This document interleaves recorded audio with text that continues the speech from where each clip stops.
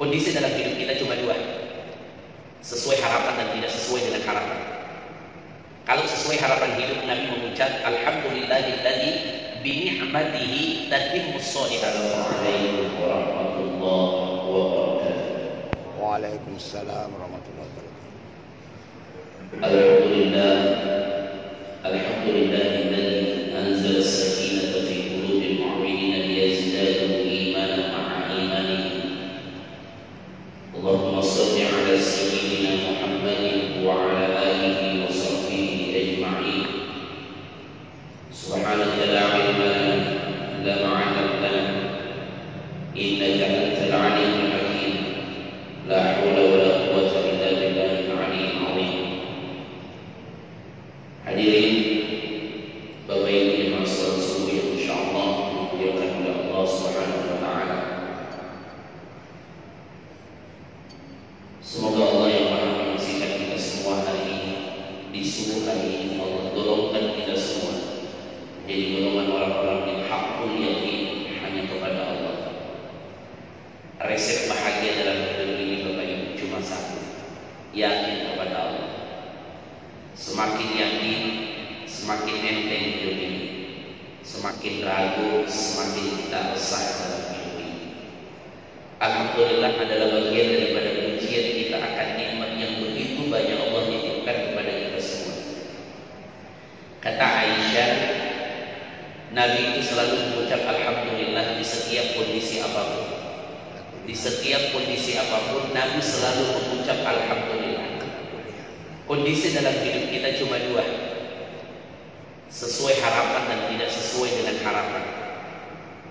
Kalau sesuai harapan hidup, Nabi mengucap alhamdulillahilladzi bi ni'matihi tatimmus shalihat. Alhamdulillahilladzi bi ni'matihi tatimmus shalihat. Segala puji bagi Allah atas segala nikmat dan sempurnalah kebaikan di dalamnya. Itu kalau sesuai harapan. Kalau tidak sesuai harapan, Nabi mengucap alhamdulillah ala kulli hal. Segala puji bagi Allah atas setiap situasi. Ini bagus dibikin status. Jadi yang suka buat status di medsos, kalau lagi galau tidak usah ketik sembarang. Cukup ketik alhamdulillah ala kulli hal. Ditahu itu berarti lagi tidak sesuai harapan hidup kita. Cuma kalau ada yang buat status begini, yang baca jangan terlalu banyak komentar karena lagi tidak sesuai harapan. Nanti kurang bagus balasannya. Tapi kalau ada yang tulis status alhamdulillahilladzi bi ni'matihi tatimmus shalihat, Pak Bupati Bone tulis status alhamdulillahilladzi bi ni'matihi tatimmus shalihat, ini status boleh dikomentari karena lagi sesuai harapan. Siapa tahu ada raci-racikan. Hadirin yang insyaallah dimuliakan oleh Allah Subhanahu wa taala. Rasulullah Shallallahu Alaihi Wasallam memberikan pesan kepada kita semua, ni'matani maghbunun fihima katsirun minan nas. Kata Rasul, jangan tertipu dengan dua nikmat. Yang pertama adalah as-sihhah dan yang kedua adalah wal faragh.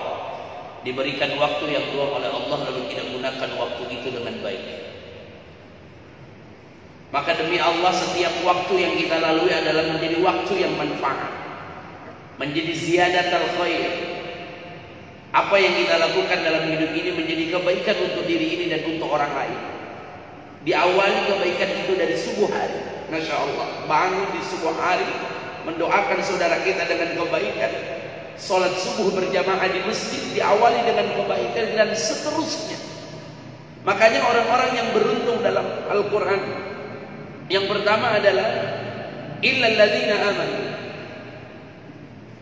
Ketika Allah menyampaikan semua orang rugi demi waktu, tapi semua orang akan rugi yang menyia-nyiakan waktu yang Allah berikan kepadanya. Tapi ada yang tidak rugi. Siapa? Illal ladzina amanu, kecuali orang-orang yang beriman, yang yakin, penuh harap kepada Allah. Tidak ada tempat bergantung dan tidak ada tempat berharap selain bergantung dan hanya berharap kepada Allah. Makanya Imam Ali karramallahu wajhah pernah berkata, sayalah orang yang paling banyak merasakan kepedihan hati dalam hidup. Tapi di antara semua kepedihan hati yang pernah kurasakan, kata Imam Ali, satu yang buat pedih. Apa itu? terlalu banyak berharap kepada makhluk lalu tidak berharap kepada Allah. Berharap kepada makhluk ujungnya kecewa ibu bapak, tapi berharap kepada Allah ujungnya adalah kemuliaan. Saya kasih contoh. Ibu, sekarang orang kalau kirim pesan pak, pakai SMS atau WA? Pakai WA. SMS sudah mulai dilupakan. Paling SMS dibuka cuma kota masuk, kuota internet Anda telah habis. Paling cuma itu.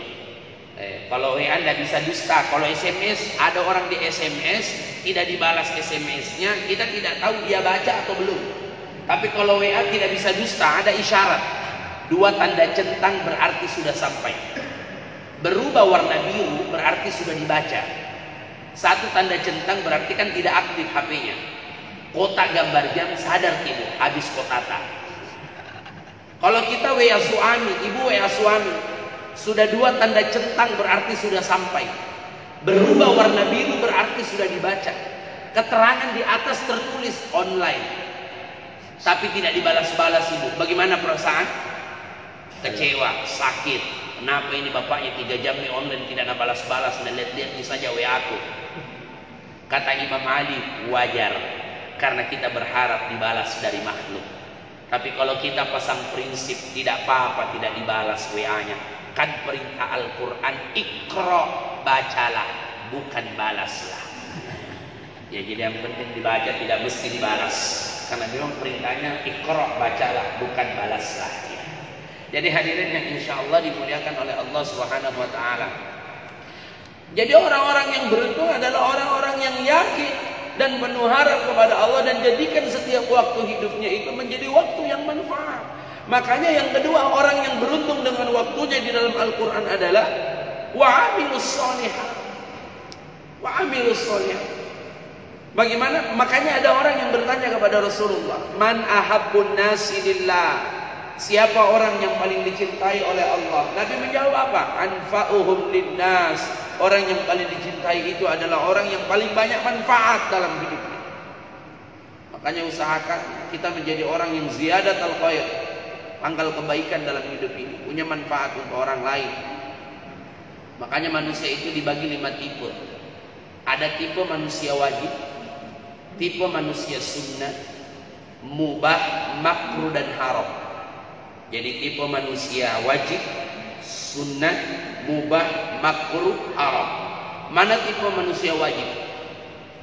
Ada tipe manusia kalau dia hadir di masjid senang orang. Kalau dia datang tenang orang. Kalau dia datang di mana saja bahagia orang. Orangnya penuh manfaat. Orang begini kalau tidak hadir sedih orang, dicari.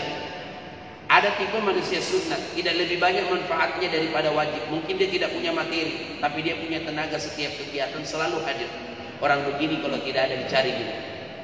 Ya, ada manusia tipe manusia mubah, hadir, tidak hadir sama aja. Yang lebih parah manusia makruh, selalu hadir tapi tidak pernah dirindukan kehadirannya. Selalu juga hadir, selalu tahu ngikut, tapi dia aja yang mau ditraktir, tidak pernah mau keluar uangnya. Orang begini kalau tidak ada lebih bagus, rugi-rugi. Ada tipe manusia haram, kalau dia hadir tidak tenang orang, terbagi kelompok orang, gelisah orang kalau dia hadir. Karena dia sudah hadir di masjid, sembarang dia komentari, sembarang dia kritik, ini salah, ini masjid susah, ini pengurus susah, baru tidak ada sumbangannya. Ada orang banyak bicaranya tapi tidak ada sumbangannya. Ini manusia haram ini ya. Karena kalau dia hadir tidak bahagia orang, kalau dia tidak hadir alhamdulillah, tenang orang, bahagia. Makanya menjadi ziyadatul khair, punya manfaat untuk diri ini dan untuk orang lain. Wa amilus sholihat. Bisa Ustaz, bisa. Setiap waktu hidup kita yang kita lalui menjadi amal soleh dalam kehidupan ini. Bagaimana caranya agar setiap waktu yang kita lalui itu menjadi amal soleh dalam kehidupan kita? Amal soleh itu syaratnya cuma 2. Setiap yang kita lakukan selama memenuhi 2 syarat Bapak Ibu, maka terhitung amal soleh. Apa syaratnya amal soleh? Niatnya tulus, caranya benar. Niatnya tulus, caranya benar. Kalau cara itu benar sesuai dengan Al-Quran dan Sunnah, kemudian niatnya tulus, maka itu amal soleh, kebaikan yang dia lakukan. Sebaliknya kalau niatnya tulus, caranya salah, tidak terhitung. Caranya benar, niatnya tidak tulus, juga tidak terhitung. Masalah. Jangan seperti ada anak muda mau menyeberang. Ketika mau menyeberang ada nenek tua, dia lihat, langsung dipegang tangannya itu nenek tua, dibawa lari menyeberang itu nenek. Belum sempat menolak neneknya, neneknya sudah sampai di seberang. Marah-marah itu nenek. Kata anak muda, kenapa nenek marah? Seharusnya nenek berterima kasih karena saya sudah bantu menyeberang. Apa jawab itu nenek? Nah, bagaimana nenek tidak marah? Nenek baru-baru menyeberang, aku kasih menyeberang lagi. Kasih kembali memang kah? Pertanyaannya, anak muda ini tulus atau tidak ibu? Tulus, karena dia mau membantu kebaikan Pak. Tapi kenapa tidak dihargai sebagai kebaikan oleh sang nenek? Ada satu syarat yang tidak terpenuhi, salah caranya. Maunya kan bertanya, Nek, mau menyeberang? Ini tidak, dia pakai tangan, ini tak lebih tidak ada di mobil nih. Padahal orang baru-baru menyeberang. Jadi terkadang niat kita tulus tapi salah caranya. Niatku baik Ustaz menyampaikan, tapi mungkin cara penyampaiannya yang salah. Ada orang caranya benar, tapi niatnya tidak tulus. Sedekah itu cara yang benar, tapi suka cerita dari setiap kebaikan yang dia lakukan. Tidak terhitung amal soleh. Ibu-ibu menyapu di rumah, amal soleh. Cuci piring di rumah, amal soleh. Tapi susah ibu-ibu kalau menyapu, goyang tangannya, goyang mulutnya. Anak-anak kalau bukan kita yang menyapu tidak bersih di rumah, bagaimana mau jadi amal soleh? Cuci piring lebih dulu busa mulutnya daripada piring. Tapi dia bilang, mentong ibu-ibu Pak, tidak enak dirasa kalau kerja tidak ngomel Ustaz. Enak dong kerja sambil ngomel, tidak dirasa cepat selesai. Itulah ibu-ibu. Makanya ada pernah bapak-bapak curhat sama saya, Ustaz, apa solusi menghadapi istri yang cerewet?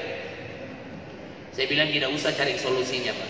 Bapak itu harus bersyukur mendapat istri yang cerewet.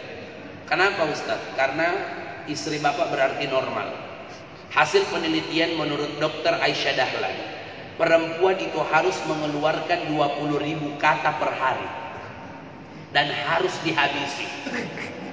Pantasan apa nak kerja, apa dia bilang, apa dia lihat, apa dia celah. Kenapa? Dia mau habisi 20.000. Makanya kalau cerewet istri Pak syukur, kayak berarti normal gitu. Kapan tidak banyak bicaranya, periksa, berarti ada kelainan. Saya lebih suka kalau mamanya ngomel daripada diam seharian, karena lebih susah itu kalau diam seharian Pak. Lebih mending dia banyak bicara daripada diam seharian, karena pasti mojok itu. Hadirin yang insya Allah dimuliakan oleh Allah Subhanahu Wa Taala, niatnya yang tulus. Niat yang tulus itu adalah ketika kita melakukan amal soleh itu hanya karena Allah, tidak berbuat karena hanya ingin dipuji, tidak berbuat karena ingin dilihat oleh orang lain, dan tidak berbuat karena ingin ditahu oleh orang lain. Wa kafa billahi syahida, cukup Allah yang melihat, syahidah, Allah yang menyaksikan dari setiap apa yang kita lakukan. Terakhir, saya alhamdulillah ditakdirkan subuh hari ini berjumpa dengan Bapak, ketemu Ustaz, bisa ceramah subuh di Songkoreca, insyaallah. Kalau ceramah ini kali ketiga saya berceramah di Bone. Awalnya ada peresmian masjid di Bajoe, ada Wakajati Lampung itu yang undang saya. Terakhir ada takziah di belakang sana dekat Hotel Helios. Nah ini saya datang ke Bone. Saya kalau ke Bone seperti kembali ke kampung halaman, karena istri saya orang Bone Pak. Saya bersyukur menikah sama orang Bone, karena semenjak sudah menikah sama orang Bone, alhamdulillah ada di kampungku. Dulu kalau Idul Fitri saya bingung mau pulang kemana setelah Idul Fitri, karena tidak tahu halaman berapa kampung saya. Karena saya lahir di Makassar, tinggal di Makassar, orang tua saya orang Makassar. Jadi alhamdulillah itu cita-cita saya mau menikah dengan orang Bugis, karena kakak saya sudah menikah orang Banjar, yang kedua menikah dengan orang Jawa, yang ketiga menikah sama orang Bulukumba. Tidak ada orang Bugis. Jadi makanya saya bilang saya mau menikah sama orang Bugis. Alhamdulillah belum pintar bahasa Bugis, cuma satu, Kurani Mandre, itu saja.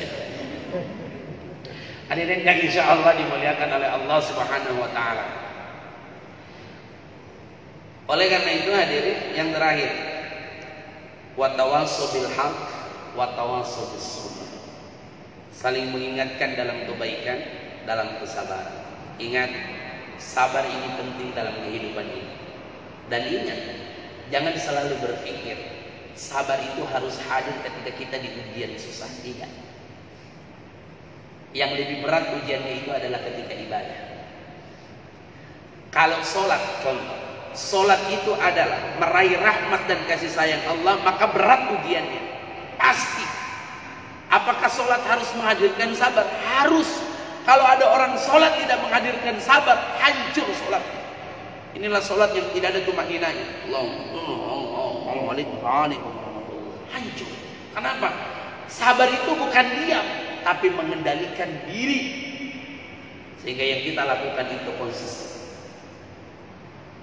Contoh, kalau ibu sholat lebih suka mana imamnya? Yang panjang bacaannya atau pendek? Ini kesempatan request sama Pak Ibu. Yang panjang bacaannya atau pendek? Rata-rata suka pendek. Ustadz juga suka yang pendek. Kenapa? Karena kalau ada orang yang seleranya pendek kemudian dapat imam yang panjang, lalu tidak hadir sabar, hancur sholatnya. Pasti mengeluh di belakang. Seandainya saya tahu bilang panjang di sini, dah sholat ya di sini. Besok dah sholat mah di sini, di sana bagus, lebih cepat sholatnya.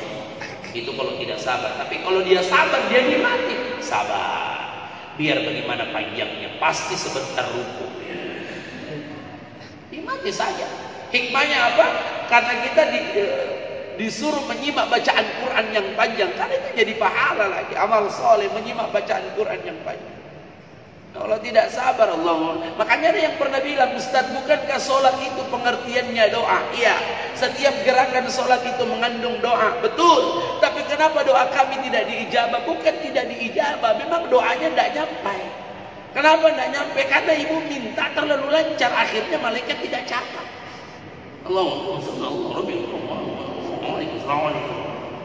Pergi lagi di pasar biar banyak wanta. Kalau begitu cara tak minta tidak kasih ke penjual di Bomer udah kilo kilonya tanah telur luar. Tiap hari zikir subhanallah alhamdulillah Allahu akbar. Kita baru 12 dia 33. Enggak tahu bagaimana zikir, tangannya begini. Bahkan ada tetangga begini kalau dia zikir. Jadi kalau begitu semakin kencang semakin tidak nyampe zikirnya.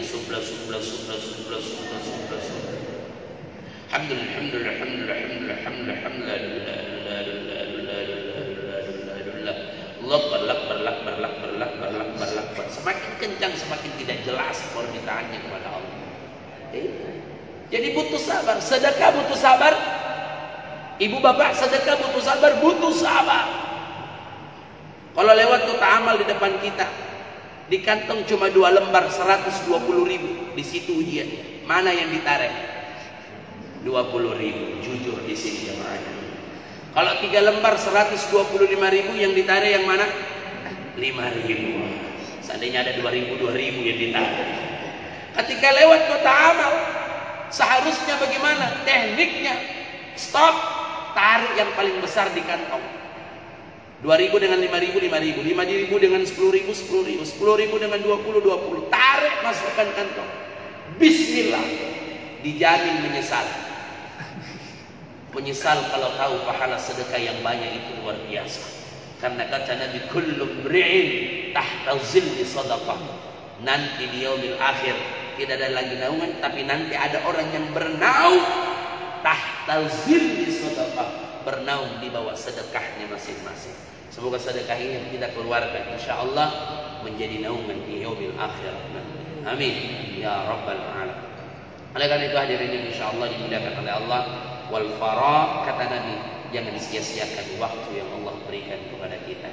Semoga ini menjadi manfaat, walaupun sedikit yang saya sampaikan, semoga menjadi manfaat untuk diri saya dan kita semua, dan semoga Allah memberikan kesempatan kita untuk bersilaturahmi selanjutnya insyaallah ya. Tunggu saja undangannya Pak Bupati ya. Demikian, mohon maaf atas segala kekurangan. Insyaallah akhir kata wallahul muwaffiq ila aqwamit thoriq. Assalamualaikum warahmatullahi wabarakatuh.